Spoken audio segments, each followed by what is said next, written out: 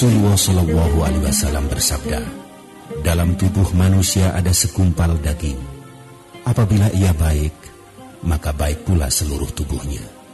Dan jika ia rusak, maka rusak pula seluruh tubuhnya. Ketahuilah, itulah hati. Mari kita ikuti sentuhan nurani bersama Ustadz Lili Ghazali. Bismillahirrahmanirrahim. Assalamualaikum warahmatullahi wabarakatuh. Alhamdulillahi rabbil alamin, wal aqibatu lil muttaqin, wala udwana illa 'alal zalimin. Asyhadu an la ilaha illallah wahdahu la syarika lah, syahadatan biha tutahhirul qulub minal ghashil la'in. Wa asyhadu anna Muhammadan 'abduhu wa rasuluhu attal khalqi rabbil alamin. Wa allafa baina qulubihim law anfaqta ma fil ardi jami'an ma allafta baina qulubihim walakin Allah allafa bainahum innahu azizun hakim. Wa alqaitu 'alaika mahabbatan minni walitusna 'ala 'aini. Asyhadu an la ilaha illallah wahdahu la syarika lah, syahadatan biha tutahhirul qulub minal ghashil la'in. Wa asyhadu anna Muhammadan 'abduhu wa rasuluhu atwal khalqi rabbil alamin. Allahumma salli wa sallim wa barik ala nabiyyina Muhammadin wa ala alihi wa ashabihi ajma'in, amma ba'd. Faqad qala Allah ta'ala fi kitabil aziz, a'udzu billahi samil alim minasyaitonir rajim. Bismillahirrahmanirrahim. Ya ayyuhalladzina amanu taqullaha haqqa tuqatih wa la tamutunna illa wa antum muslimun. Wa qala ta'ala ya ayyuhan nasu taqu rabbakumul ladzi khalaqakum min nafsin wahidah wa khalaqa minha zawjaha wa batha minhuma rijalan katsiran wa nisaa'a wattaqullaha alladzi tasaaluna bihi wal arham innallaha kana 'alaikum raqiba. Wa qala ta'ala ya ayyuhalladzina amanu taqullaha wa qulu qawlan sadida yuslih lakum a'malakum wa yaghfir lakum dhunubakum wa may yuti'illaha wa rasulahu faqad faza fawzan 'azima. Rekan dakta yang dimuliakan Allah, puji serta syukur marilah kita senantiasa panjatkan kehadrat Allah yang telah memberi dan mengaruniai kita dengan begitu banyak nikmat, tidak terhitung dan terbilang. Tugas kita hanya bersyukur, berterima kasih kepadanya, sehingga apa yang kita dapatkan sampai saat ini ke depan akan semakin banyak dan semakin tinggi kualitasnya. Pandai-pandailah bersyukur kepada Allah, karena setiap orang yang pandai bersyukur, ia akan mendapatkan manfaat dari rasa syukurnya kepada Allah Subhanahu wa ta'ala. Allah Subhanahu wa ta'ala telah menyampaikan kepada kita bahwa siapapun dari hambanya yang pandai bersyukur, maka Allah akan memberikan lebih banyak lagi nikmat yang selama ini sudah diberikan.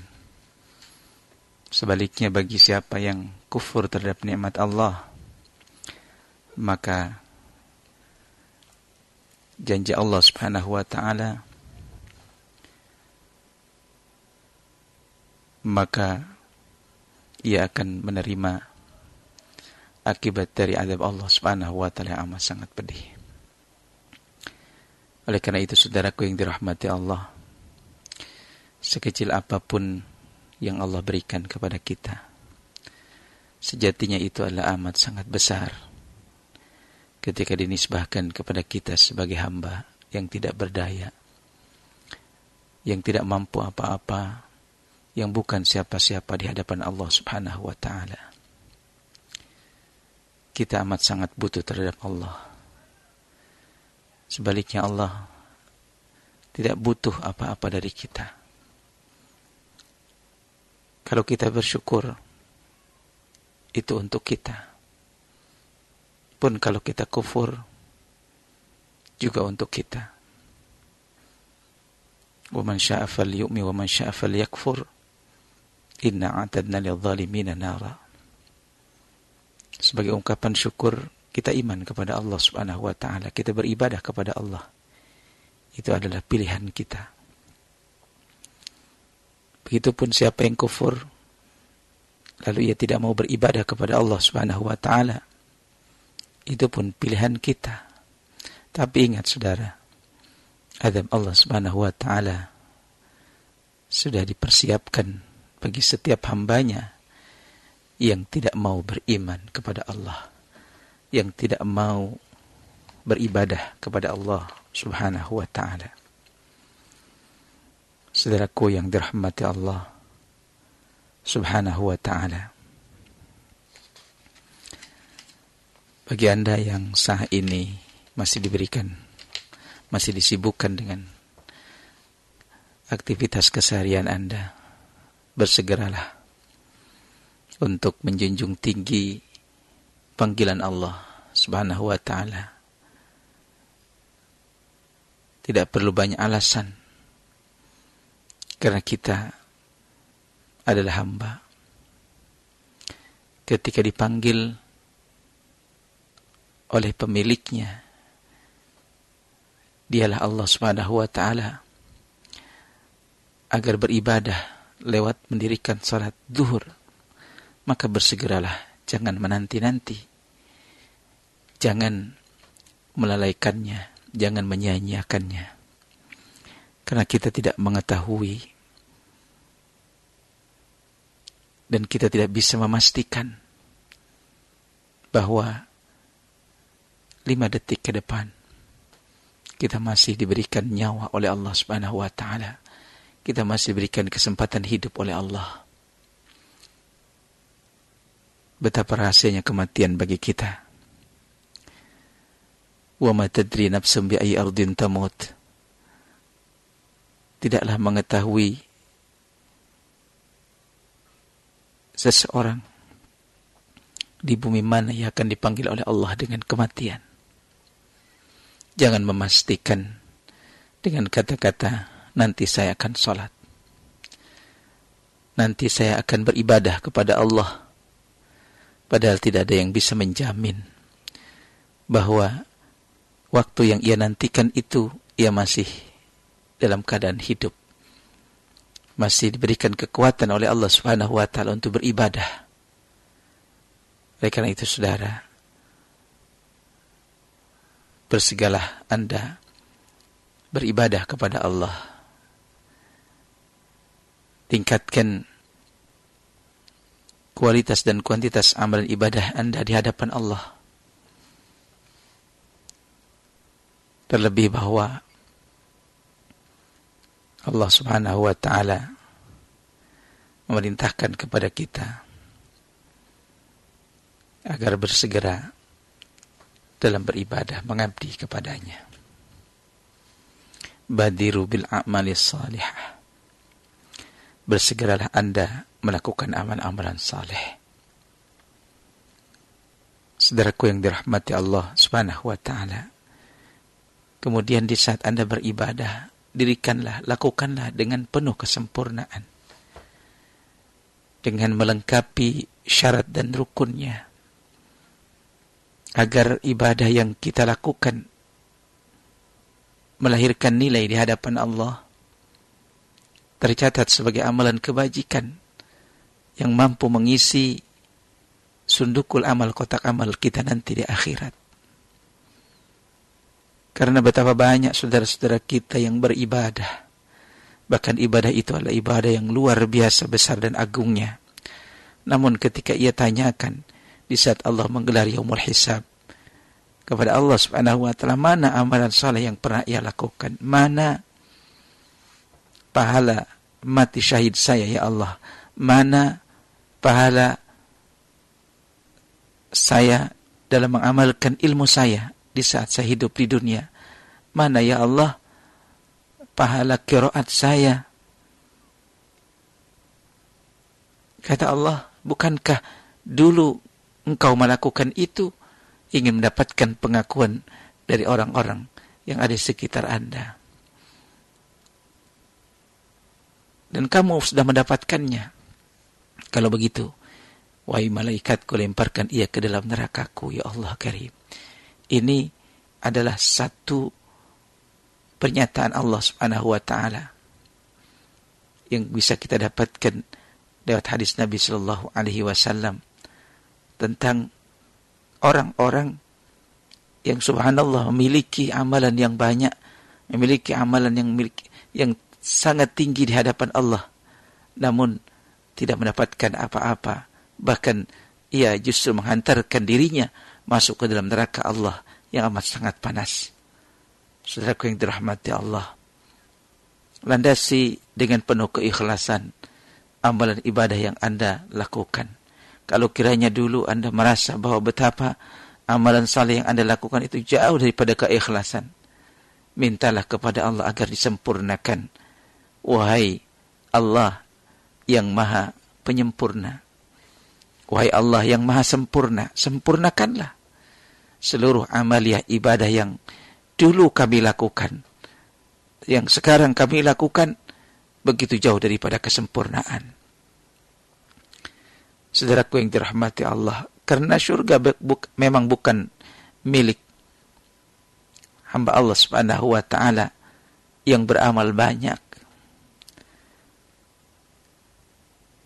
Namun surga adalah milik orang-orang yang dikasihi oleh Allah, yang mendapatkan kasih sayang Allah Subhanahu wa taala.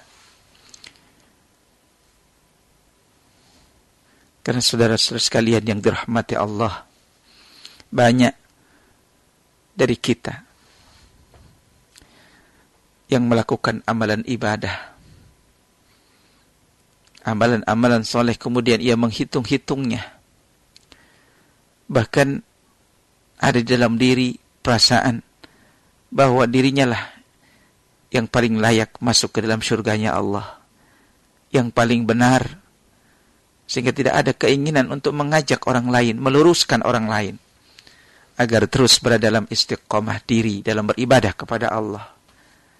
Ia hanya memikirkan keselamatan dirinya. Padahal saudara, Nabiullah Adam alaihissalam berada di dalam surga sendirian. Rupanya ia tidak betah. Ia ingin cari teman. Dijadikanlah oleh Allah Subhanahu wa taala Hawa sebagai temannya di dalam surga.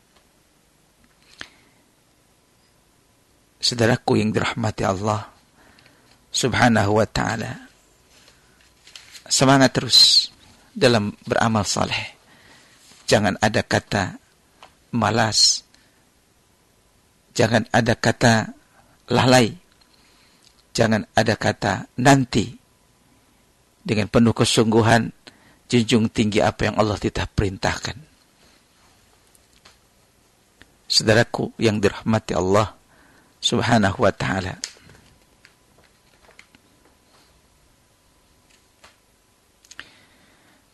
kita lanjutkan amalan-amalan yang mengandung dosa, tapi amalan-amalan itu dianggap biasa. Artinya amalan-amalan itu adalah amalan yang menurutnya ada sesuatu yang biasa saja. Saudaraku yang dirahmati Allah Subhanahu wa ta'ala,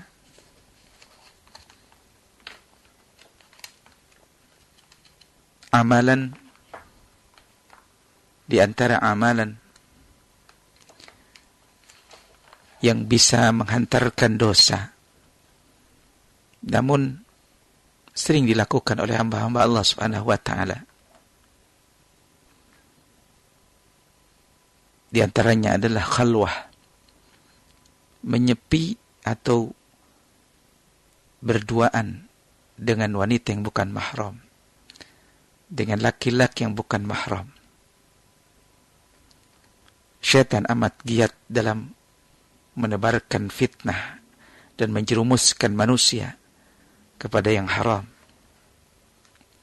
Karena itu Allah mengingatkan kita dengan firman-Nya surah An-Nur ayat 21.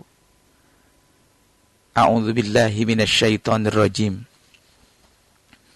Bismillahirrahmanirrahim. Ya ayyuhalladzina amanu la tattabi'u khutuwatis syaitan. Wa may yattabi' khutuwatis syaitan fa innahu ya'muru bil fahsya'i wal munkar. Wahai orang-orang yang beriman, janganlah engkau mengikuti langkah-langkah syaitan. Barang siapa yang mengikuti langkah-langkah syaitan, maka sesungguhnya syaitan itu menyuruh mengerjakan perbuatan keji dan munkar. Saudaraku yang dirahmati Allah Subhanahu wa ta'ala,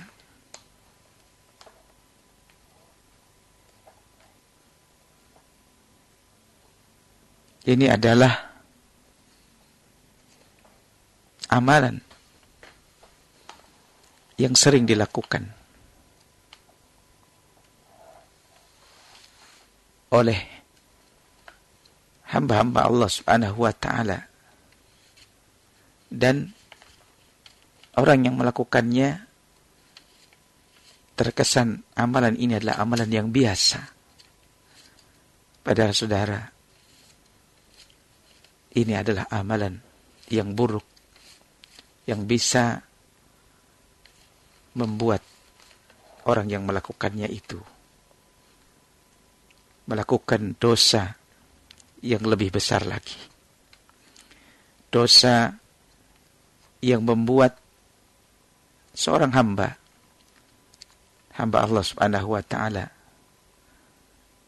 harus dihukum, baik itu dijilid maupun dirajam. Dan ini adalah perbuatan yang biasa dilakukan tanpa ada rasa bahwa sejatinya itu adalah amalan dosa.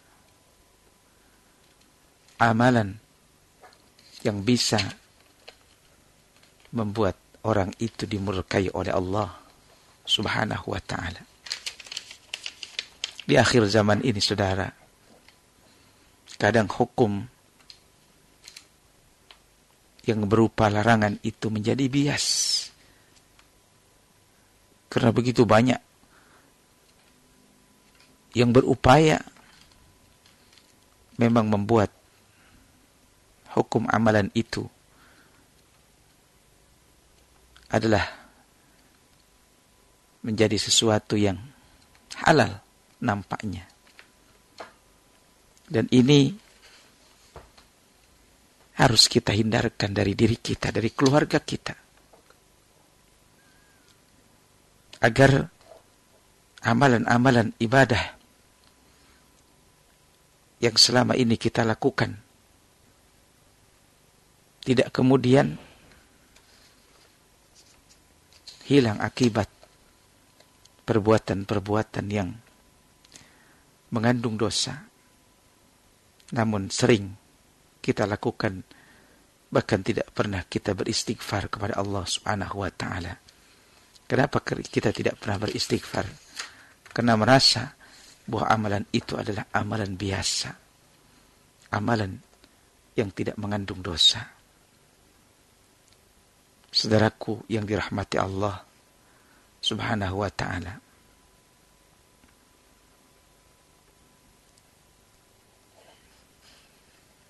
siapapun kita, ketika kita melakukan khalwah dengan orang yang bukan mahram, tanpa ada teman yang menyertai, maka ketiganya adalah syaitan yang berupaya terus-menerus agar kita hanyut dalam perbuatan itu dan kemudian melakukan dosa yang lebih banyak dan lebih besar lagi. Na'udzubillah, summa na'udzubillahi min dzalik.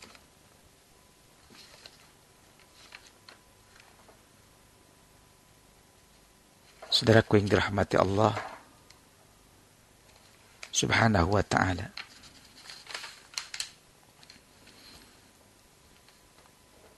Syaitan masuk kepada anak Adam melalui aliran darah. Di antara cara-cara syaitan dalam menjerumuskan manusia ke dalam perbuatan keji adalah khalwah tadi. Menyendiri, menyepi dengan wanita yang bukan mahram. Karenanya syariat Islam menutup pintu tersebut. Sebagaimana disabdakan Rasulullah SAW, la yakhluwanna rajulun bi imra'atin illa kana thalithahuma asyaitan. Tidaklah seorang laki-laki berkhalwah dengan wanita kecuali pihak ketiganya adalah syaitan. Dari Ibnu Umar radhiyallahu an bahwasanya Nabi SAW bersabda, la yakhluwanna rajulun ba'da yaumi hadha ba'da yaumi hadha ala mughibatin illa wa ma'ahu rajulun aw ithnani. Sesungguh hendaknya tidak masuk seorang laki-laki dari kamu setelah hari ini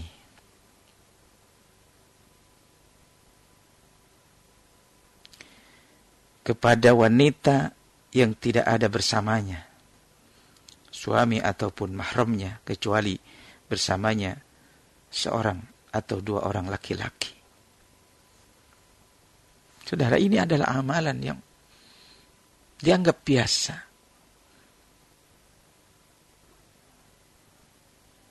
Melakukan hubungan, komunikasi,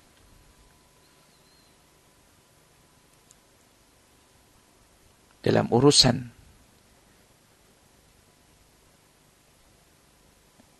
yang dianggap sebagai urusan yang biasa-biasa saja. Apalagi memang sudah direncanakan bahwa ia melakukan pertemuan itu untuk melakukan atau untuk menjalin satu hubungan yang mengandung dosa. Berdasarkan petunjuk hadis tadi, maka tidak dibolehkan seorang laki-laki berkhalwah dengan wanita yang bukan mahramnya. Baik di rumah, di kamar, di kantor, atau di mobil. Baik dengan istri saudaranya, dengan pembantunya, atau orang-orang yang tergolong bukan sebagai mahramnya. Saudaraku yang dirahmati Allah, sekali lagi di akhir zaman ini banyak orang yang meremehkan persoalan ini.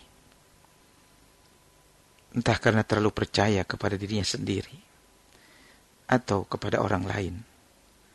Padahal khalwah sangat potensial untuk mengundang perbuatan mungkar dan maksiat.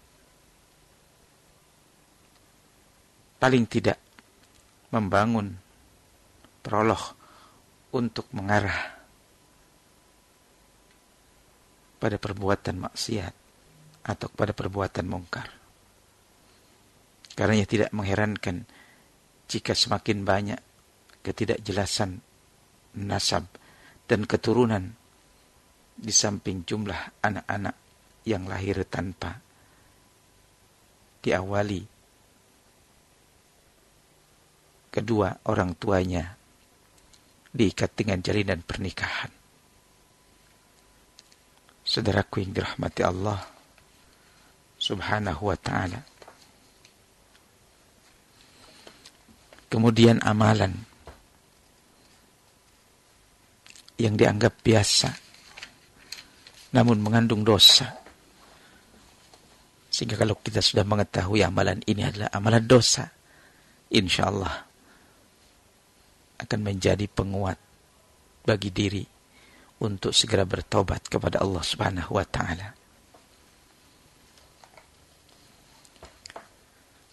yakni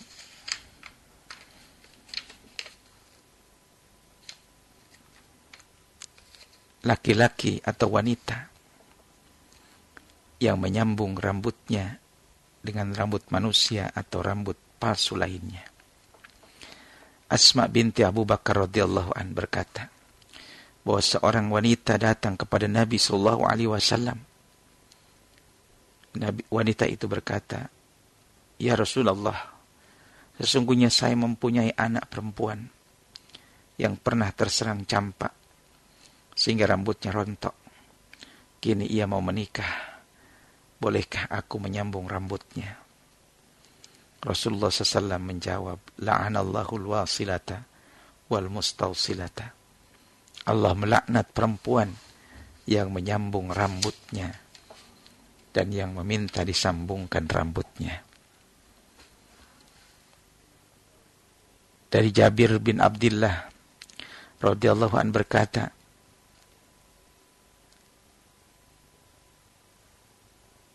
Zaharan Nabi sallallahu alaihi wasallam an tasil al-mar'atu bi ra'siha syai'an. Nabi SAW melarang wanita menyambung rambut kepalanya dengan sesuatu apapun. Termasuk dalam hal ini adalah mengenakan sanggul dan wig palsu yang biasanya dipasangkan oleh perias-perias yang salon-salon mereka penuh dihiasi dengan berbagai kemungkaran. Termasuk perbuatan yang diharamkan oleh Allah Subhanahu wa taala adalah memakai rambut palsu sebagaimana banyak dilakukan orang-orang yang tidak melandasi amalannya dengan ajaran agama. Saudaraku yang dirahmati Allah Subhanahu wa taala, amalan ini adalah amalan biasa. Bahkan mungkin ada yang berdalih, saya melakukan ini tidak mengganggu orang lain. Saya melakukan ini tidak membuat orang lain sakit hati. Kenapa harus dilarang? Saudara, Rasulullah sallallahu alaihi wasallam dengan syariat yang dibawanya, yang di dalamnya ada larangan, ada himbauan, ada perintah.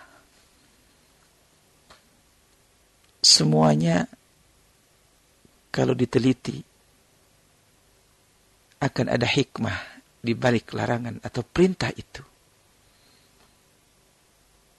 Dan jangan semuanya dihubung-hubungkan dengan logika. Karena akal kita tidak sampai. Terkadang akal kita tidak sampai untuk memikirkan apa yang Allah Subhanahu wa taala syariatkan. Artinya karakteristik orang yang beriman, ya senantiasa sami'na wa ata'na. Kami mendengar ya Allah dan kami taat. Dan perlu juga kita ketahui bahwa apa yang terjadi di muka bumi ini tidak semuanya bisa kita fahami dengan akal pikiran kita. Dan inilah agama Islam. Ada saatnya kita harus menyikapinya dengan iman, bukan dengan akal. Oleh karena itu, saudara yang dirahmati Allah Subhanahu wa taala, pasti akan ada protes ataupun pertanyaan yang bukan hanya oleh wanita-wanita di akhir zaman ini, bahkan pada wanita-wanita zaman sahabat pun ada yang bertanya, ada yang protes. Tetapi sekali lagi bahwa Rasulullah SAW sudah menyampaikan kepada kita tentang hukum sesuatu, kalau itu berupa larangan, tinggalkanlah. Kalau itu berupa perintah, anjuran, kerjakanlah. Dan disitulah nilai keimanan seseorang, nilai ketakwaan seseorang di hadapan Allah Subhanahu wa ta'ala. Saudaraku yang dirahmati Allah Subhanahu wa ta'ala. Kemudian amalan yang biasa, dan itu mengandung dosa, dan selalu saja dilakukan oleh hamba-hamba Allah Subhanahu wa ta'ala, adalah lelaki yang menyerupai wanita, atau sebaliknya. Di antara fitrah yang disyariatkan oleh Allah kepada hambanya, yaitu agar laki-laki menjaga sifat kelaki-lakiannya, seperti yang telah diciptakan Allah Subhanahu wa ta'ala. Dan wanita agar menjaga sifat kewanitaannya, seperti yang diciptakan oleh Allah Subhanahu wa ta'ala. Hal ini merupakan faktor penting sehingga manusia hidup dengan normal. Tidak membentur sendi-sendi agama.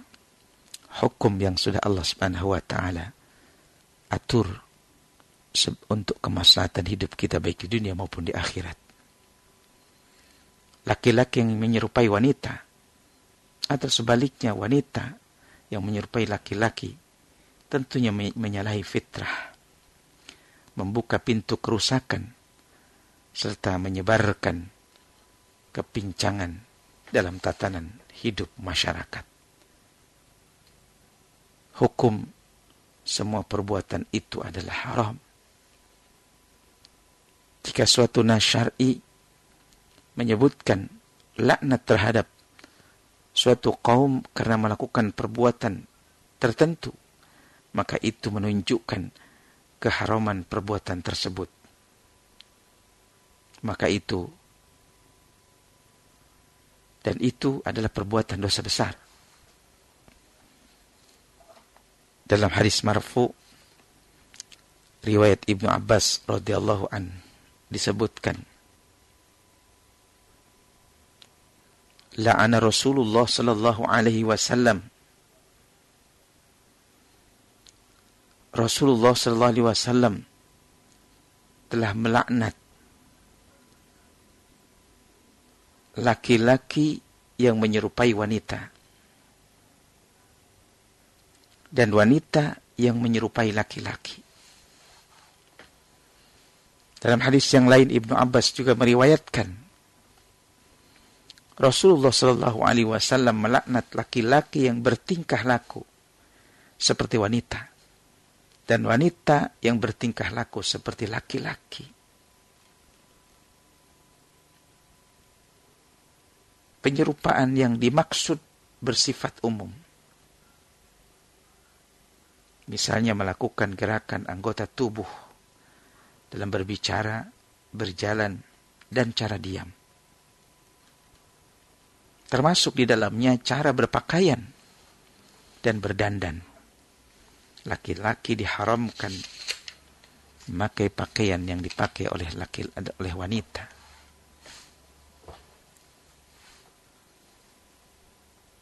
Ironisnya, ini yang banyak kita saksikan. Kita lihat dalam kehidupan keseharian dari sebagian masyarakat kita. Yang terbalik, laki-laki memakai apa-apa yang biasa dipakai oleh wanita, begitupun sebaliknya. Saudaraku yang dirahmati Allah Subhanahu wa ta'ala, agama hadir dalam rangka mengatur kehidupan manusia agar sesuai dengan apa yang Allah kehendaki, sesuai dengan apa yang Allah atur, khususnya di dalam Al-Quran yang dibawa oleh baginda Nabi Sallallahu Alaihi Wasallam untuk dilaksanakan di muka bumi ini sebagai syariat demi kemaslahatan umat.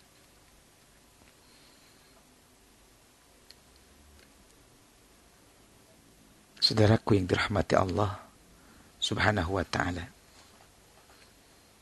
dalam sebuah hadis marfu riwayat Abu Hurairah radhiyallahu an dikatakan,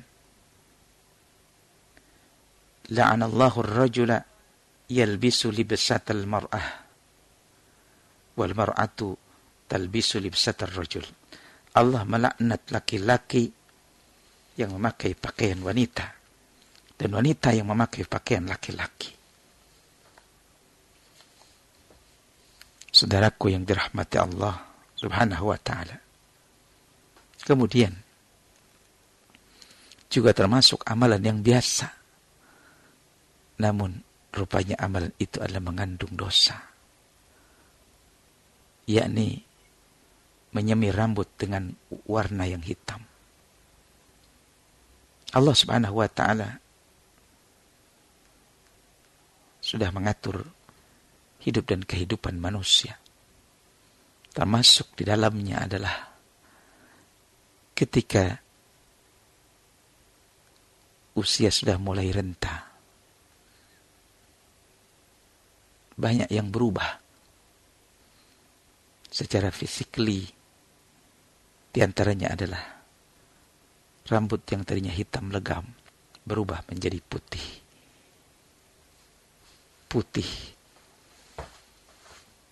Yang ini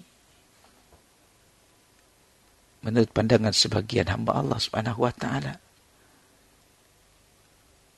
menunjukkan bahwa dirinya nampak mulai lemah. Mungkin ia tidak terlalu menerima hukum alam yang terjadi, yang pasti akan terjadi dan pasti akan dialami oleh setiap hamba Allah Subhanahu wa ta'ala. Yang pada akhirnya apa yang Allah tunjukkan lewat memutih rambutnya sebagai tanda bahwa dirinya sudah semakin dekat dengan kematian, tidak bisa ia terima. Akhirnya ia melakukan upaya untuk mengkelabui, untuk menipu, katakanlah dalam tanda kutip, bahwa dirinya belum layak dikatakan tua. Akhirnya rambutnya yang memutih ia semir dengan warna hitam. Saudara yang dirahmati Allah Subhanahu wa ta'ala,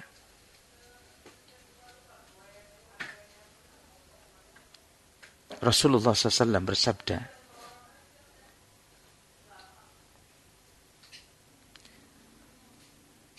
kelak pada akhir zaman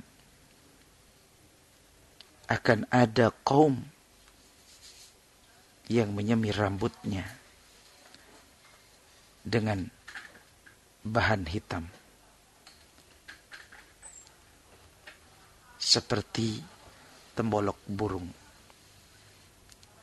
merpati. Mereka tidak akan mencium wanginya surga.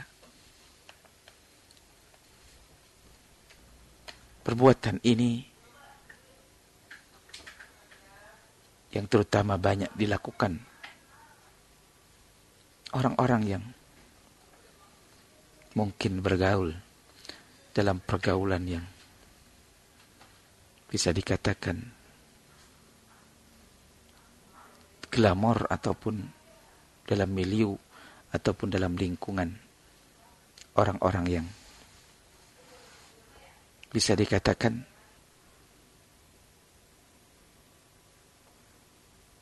tidak akan menerimanya,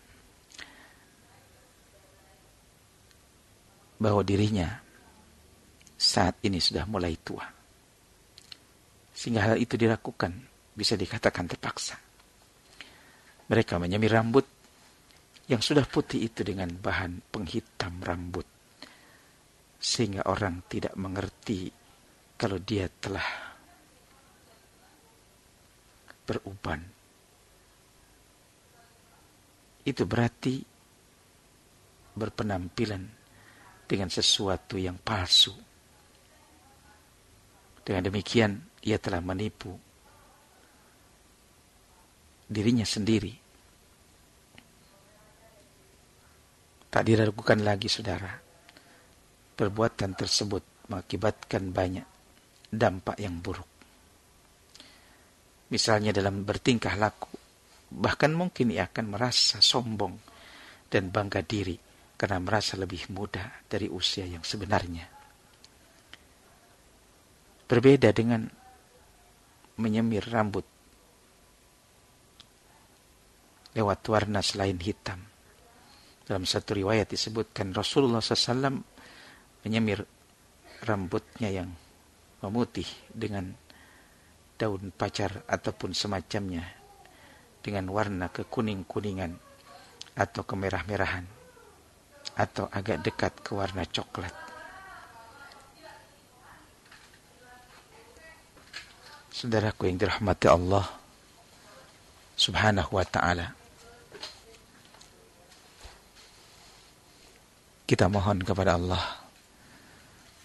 agar dengan kekuatan dan keagungannya serta hidayah dan taufiknya agar diberikan kekuatan untuk bisa melaksanakan syariat agamanya Allah Subhanahu wa ta'ala, agar tetap istiqomah dalam menjalankan syariat agamanya Allah Subhanahu wa ta'ala. Bukan sesuatu yang dianggap biasa oleh orang lain, namun mengandung dosa.